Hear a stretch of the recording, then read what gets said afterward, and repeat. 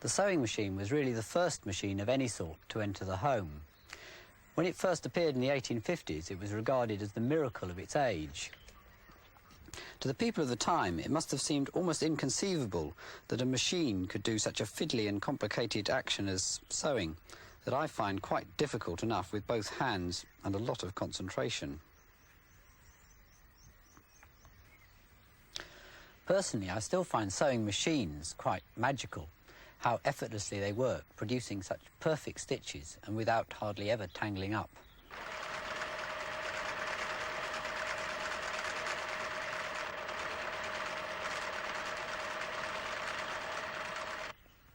To make a machine that directly imitated hand sewing would be very difficult. The real secret of machine sewing has been to find a completely different sort of stitch that's more suitable. The first clues came from a sort of embroidery decoration popular in the 18th century. This used the hook needle and formed a so-called chain stitch. The needle never needs to go right through the fabric, so it can be firmly fixed to part of a machine at the top. The first attempts at mechanical sewing imitated this embroidery stitch.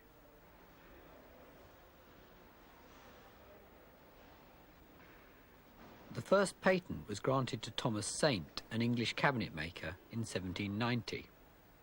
When a model was made from his drawings 100 years later, it had to be extensively modified before it would work. So it's doubtful whether Saint ever actually built one.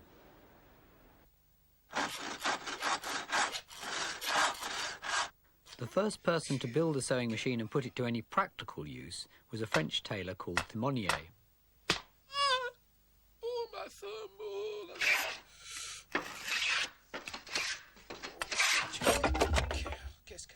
After years of failure, he finally patented a machine in 1830.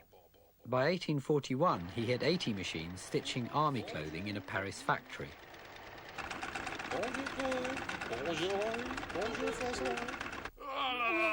An angry crowd of tailors, fearing that the invention would rob them of their livelihood, then broke into the factory and destroyed the machines.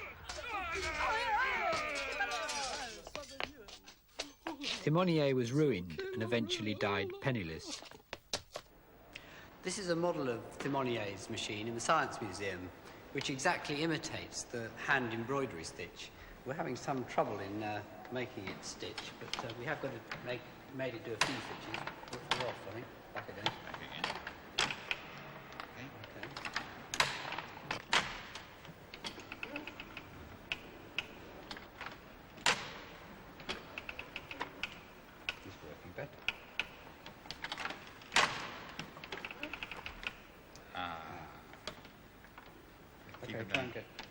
Keep it. That's better. We haven't managed to make it stitch very neatly, but even if the machine was properly set up, chain stitch still has the disadvantage that it's very easily pulled apart. Unknown to Thimonnier, other inventors were experimenting with a different sort of stitch, lock stitch, using two separate reels of cotton. The machines were more complicated, but the stitches they produced were neater, and they didn't pull apart so easily. The secret of these machines was really the brilliant shape of the needle itself. We've made a giant one here, and you can see the eyes in the pointed end of the needle, and it has a groove all the way up one side that the thread can slip through. Well, with the real needle, if I push it through a bit of cotton and pull it out again, it automatically leaves a loop underneath. And all the machine needs to form a stitch is to pass the second reel of cotton through the loop. The first lock stitch machine was built in America by an inventor called Walter Hunt in about 1833. It didn't work very well, so he lost interest and didn't even bother to patent it. Elias Howe patented an improved machine in 1845, and despite an initial lack of interest, this then acted as a catalyst to other American inventors, and within 10 years, all the major elements of a modern sewing machine had been introduced. I'm going to try and demonstrate these with this human sewing machine, stitching together 2 sheets of expanded polystyrene. The needle goes through the material, the bottom bobbin is pushed through the loop, the needle comes out and the stitch is pulled tight, and the material is pulled forward.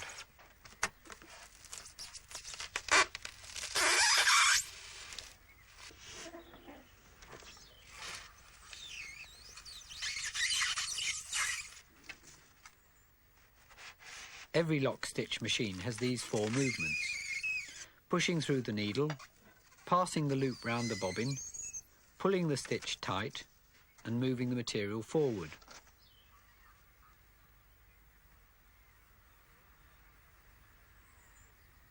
The movements are all connected to the motor by a series of ingenious mechanical linkages. First, the linkage to the needle itself. This is often just a crank, the simplest way to get an up and down motion from a rotation. Next, the device that pulls the stitch tight. This is basically an arm that flies up at the right moment, just as Ellie's was doing. But Ellie also had to grip the thread with her other hand to stop the thread being pulled from the reel instead of through the stitch. So on a sewing machine, there's a sort of friction pulley between the cotton reel and the arm. It's getting the thread to pass cleanly through these 2 things before the needle that always makes threading up a machine so elaborate. The action of the arm itself is surprisingly simple. Just 2 levers fixed to the needle mechanism. It's wonderful what a vast range of movements can be derived from simple cranks and levers.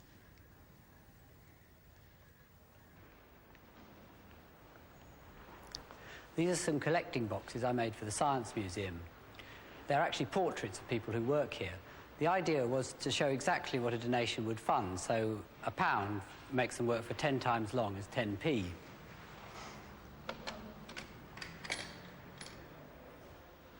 This is the curator. He takes the pipe out of his mouth and then scratches his head. If you look inside, you can see the arm is a simple crank connected to a geared motor.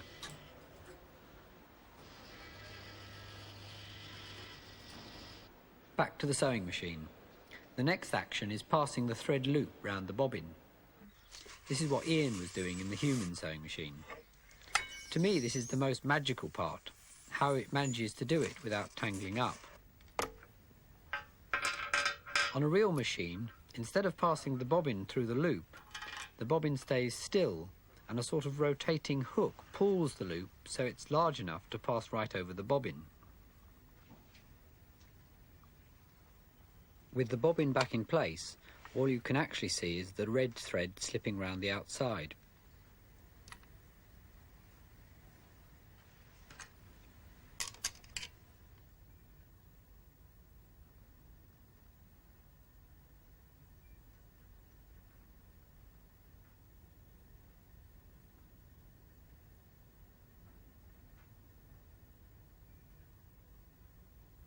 The last movement, pulling the cloth forward for the next stitch, is technically called a 4-motion feed because the 2 metal bit moves forward, down, backwards and up again.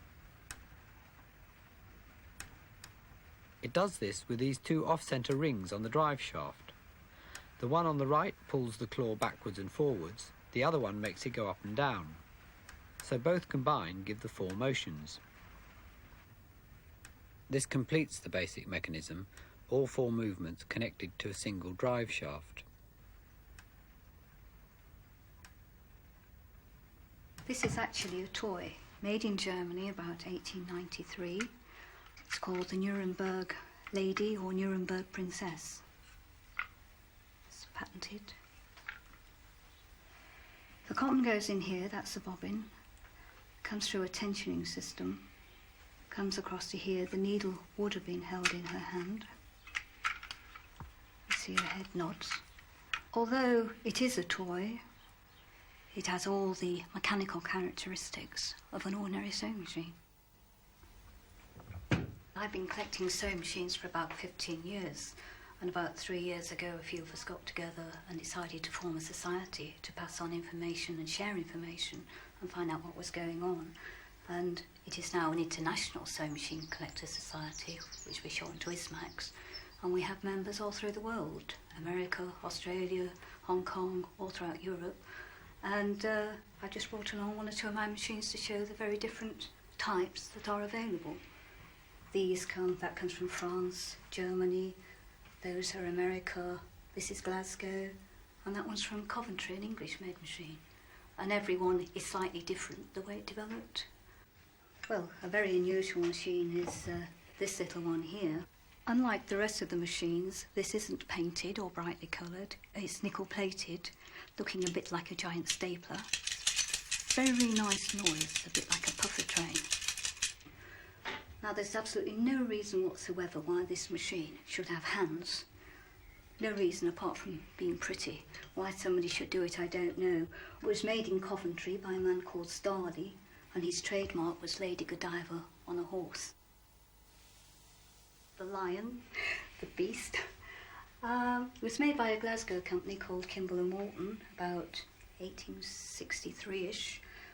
As a sewing machine, it's quite ordinary. It's just a shuttle mechanism. It's just unusual because of its shape. Now, this is a French machine. It's called La Populaire, and it's certainly a very popular machine among collectors. Although it's called, it works on an average system, we always call it the pusher.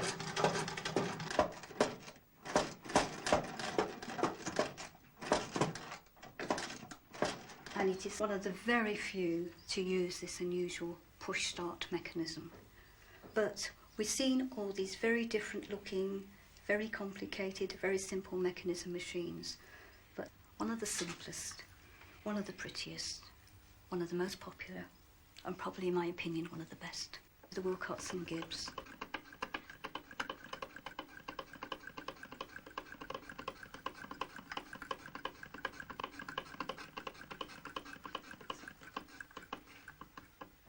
The early machines were all beautifully decorated.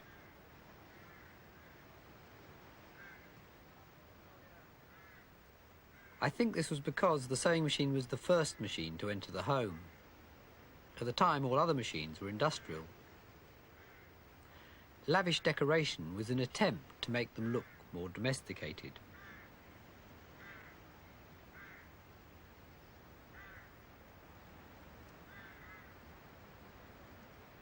At first, the different manufacturers' machines had very distinct characteristics.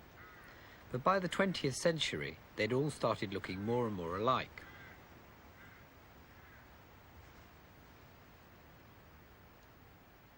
This was partly due to the commercial dominance of one particular manufacturer.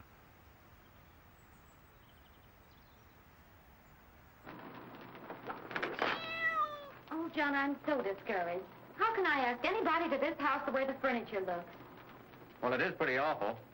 But I don't suppose we could buy much with our money. Not unless a miracle happens. Ah, there's the miracle. Hurry, hurry, hurry, hurry. Answer that doorbell. That's the first time I ever saw a miracle in a two-pants suit. But it's the Singer Man. He'll send her to the nearest Singer Sewing Center, and the miracle man turns her over to that miracle woman, the sewing teacher, to you.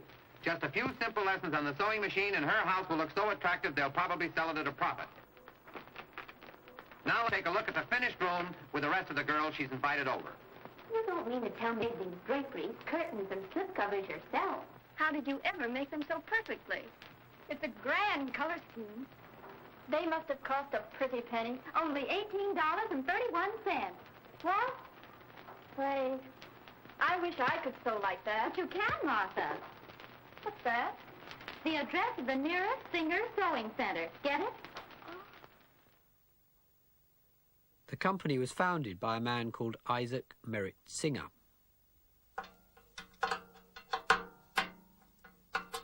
Although Singer was trained as a mechanic, his real love was the theatre. Julie, I've always loved you, honey. Can you ever forgive me? Oh, this is so sudden. Oh, Homer. In 1839, he managed to sell a design for a mechanical excavator for $2,000. Power gets to the bucket, it's beautiful. Okay, I'll buy it. And with the money, he set up his own theatre company called the Merritt Players. Oh, I'm rich. I'm rich. Now I can start my theatre company. Sting him up. Oh, no. Goddamn hell I will. See, honey, I told you I'd save you. Oh, Julie. My hero. Singer's theatre company went bankrupt after a few years. Then, in 1851, he came across an early, unreliable sewing machine. I could do better than this.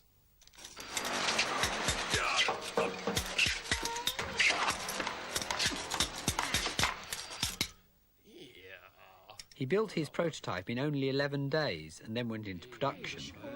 Singer's machine wasn't particularly original, but he was brilliant at selling it. Okay, ladies and gentlemen, this machine sewing before your very eyes. Here is your trousers, Isaac. There. Proves they're gonna work. Yep. In partnership with a sober lawyer called Clark, he started the first ever hire purchase scheme. By 1867, Singer was a very rich man with a total of 18 children from a variety of wives and mistresses. But because the machines were being sold to respectable homes, Clark then persuaded Singer to leave the country. It's a one-way ticket. Oh. You gotta leave town. No? Singer eventually settled in Torquay, where he died in 1875, leaving a total of 24 children.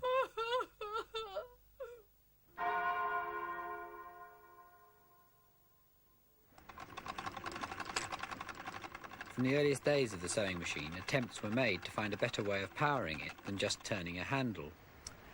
In America, the treadle caught on immediately, because it was a great advantage having both hands free to control the cloth. But in Britain, it was regarded with great suspicion for many years. It was generally thought to be unladylike and rather harmful for the ankles.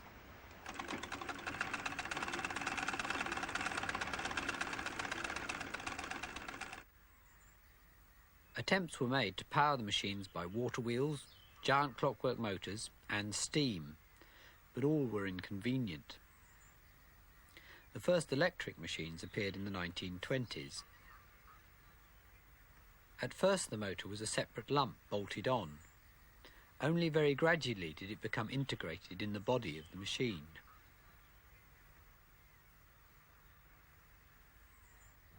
The motor itself is connected by a drive belt. This belt used to be rubber or leather, but on modern machines there's a synthetic toothed belt which has the big advantage that it doesn't slip. They've now replaced belts, gears and chains on many machines, like photocopiers.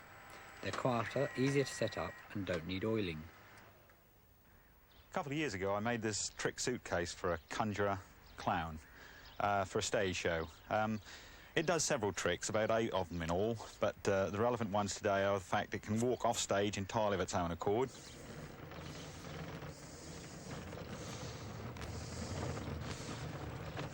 Whereupon it can stop, and then it can fall over. The drive mechanism has worked entirely on tooth belts. I use them quite a bit. 2 of the tooth belts act as like caterpillar tracks, and the third one is the drive. I'll show you it working.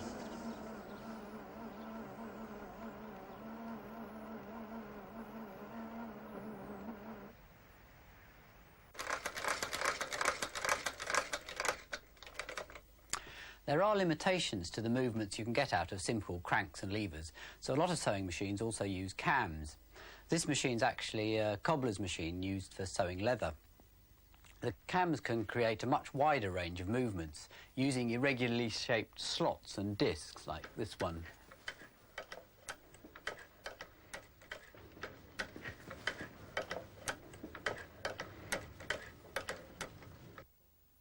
Just like cranks and levers, these have all sorts of uses, and I quite often use them myself.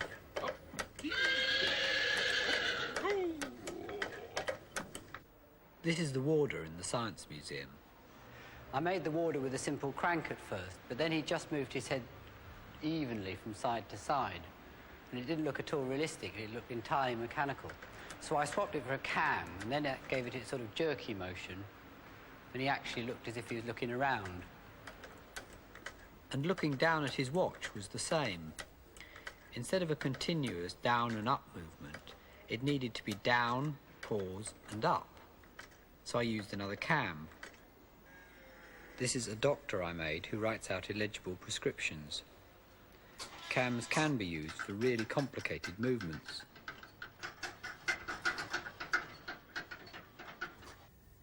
Most modern sewing machines can do a wide variety of fancy stitches.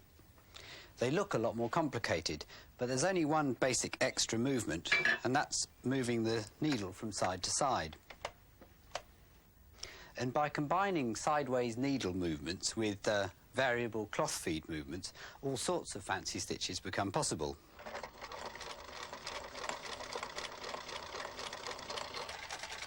Each stitch has a different cam. If I change to a different stitch, the cam follower moves, and you can see it moving to a different rhythm.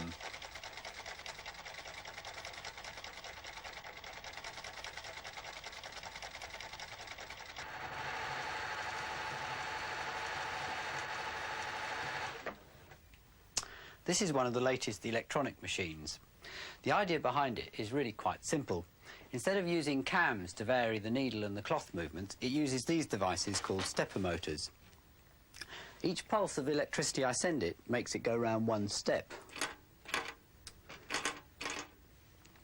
And I can use it to move a lever in just the same way as a cam. I'll try and imitate it over here.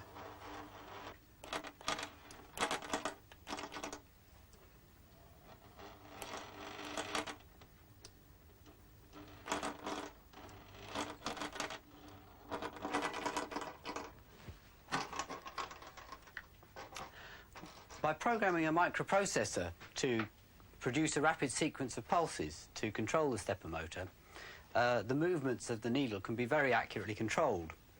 I think you can see the stepper motor moving the needle in this machine. The stepper motor is fixed to a cog, which moves the needle in small steps.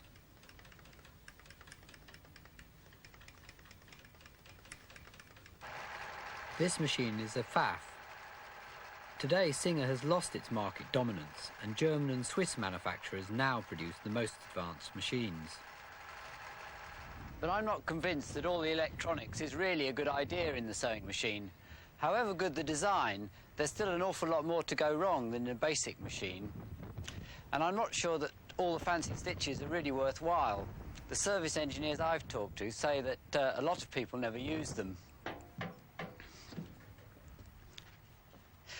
With the old mechanical machines that used to last anything up to 100 years, the lack of obsolescence was quite a problem for the manufacturers. Singer used to have a policy of breaking up any machines taken in part exchange to reduce the supply of second-hand ones. I suspect all the complexity of the fancy stitches has added quite a convenient degree of obsolescence. But anyway, the golden age of the domestic sewing machine is perhaps already past. Make me a gown that is a perfect fit, like the one you made for Lady Di. When it first appeared, there were no clothes shops anywhere. You either made your own, Oh, the tickles! or if rich enough, got a tailor to do it. It will be a couple of weeks, ma'am. Even a generation ago, most families made some of their own clothes.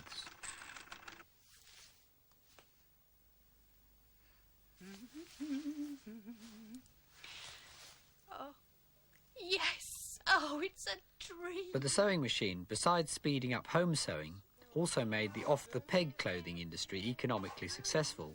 Oh, yeah. Oh, yes, I think... I really Home dressmaking is today just a minority hobby, and the home sewing machine has lost its central importance. bit tight. The old machines were built to last a lifetime. Despite my doubts about the latest ones, they have to some extent carried on this tradition, and mechanically they're still surprisingly well made. I think that to make the machines fast, quiet and reliable, they have to be quite heavy and rigid, and they also have to be very precisely made. And it's really these qualities that make them such wonderfully satisfying machines.